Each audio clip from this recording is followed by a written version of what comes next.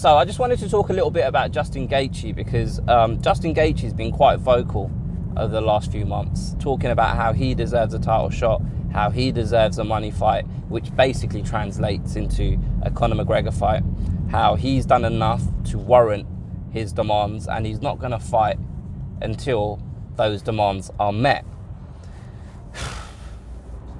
I don't know whether I agree with Justin Gaethje. Look, I really like Justin Gaethje. I think he's one of the most exciting fighters on the roster. When there's a Justin Gaethje fight, you know you're in for a good time. The problem that I've got with his current attitude is, firstly, just look at his record in the UFC. So his most recent win was Donald Cerrone back in September. So he ain't fought since September. But before that, it was Edson Barboza and James Vick. Now, those three guys, no one can tell me that they are in and around the title picture. You just can't. Before that, he lost to Dustin Poirier. Now, for me, and I don't know whether this was offered to him and if he accepted it, but for me, the perfect fight for Justin Gaethje would have been Dustin Poirier after losing to Khabib.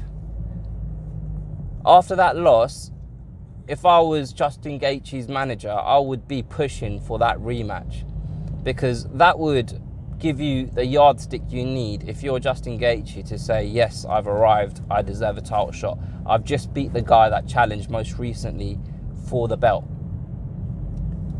Now, with Justin Gaethje, the stuff that he's saying, the way he's talking about Dana White, how he's going to punch Dana White square in the face if he doesn't get what he wants, which is fair enough. We've all got our own demons. But I don't think Justin Gaethje has built up enough credit to be talking like that and behaving like that and moving the way he's moving. I don't know whether he's got enough goodwill with the powers that be. And I just feel like he's playing a very, very dangerous game. Look, the lightweight division, the landscape of that division changes regularly. We've got Kevin Lee fighting over the weekend. If he wins there, then he pushes himself up into the talk of a top 5 lightweight. One more win against Islam, if he fights Islam, then he pushes himself up to maybe a rematch against Tony Ferguson, if Tony Ferguson loses to Khabib. Do you know what I mean? So, like, things change. Wins matter, and things change within that division. And if Gaethje is just going to sit on the sideline, not only is he just sitting on the sideline, he's talking all this rubbish about Dana White, about the UFC, blah, blah, blah. They're going to blackball him. They'll just say, all right, well, look, we've offered you a fight. Apparently they offered him the Dan Hooker fight, which he turned down.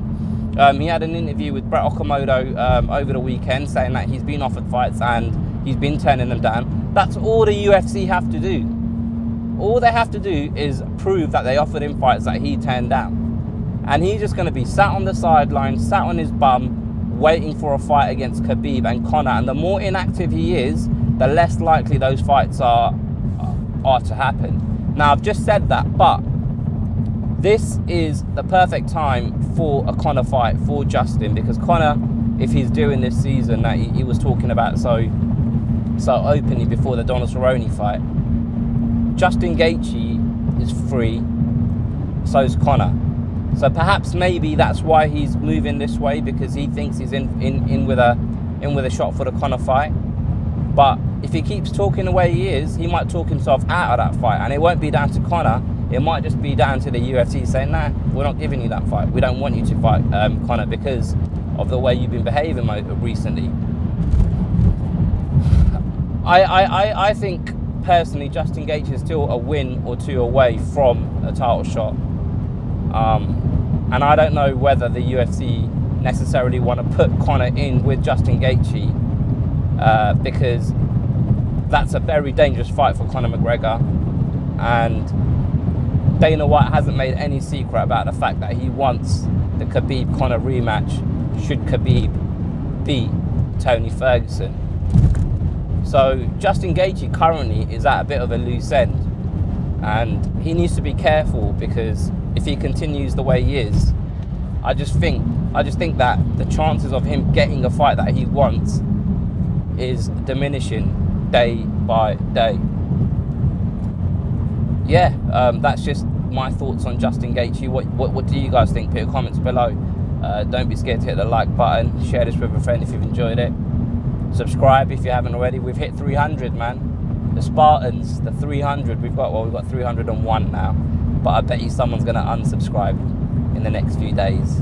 So we're back at 300. But no, anyway, I'm just talking absolute nonsense now.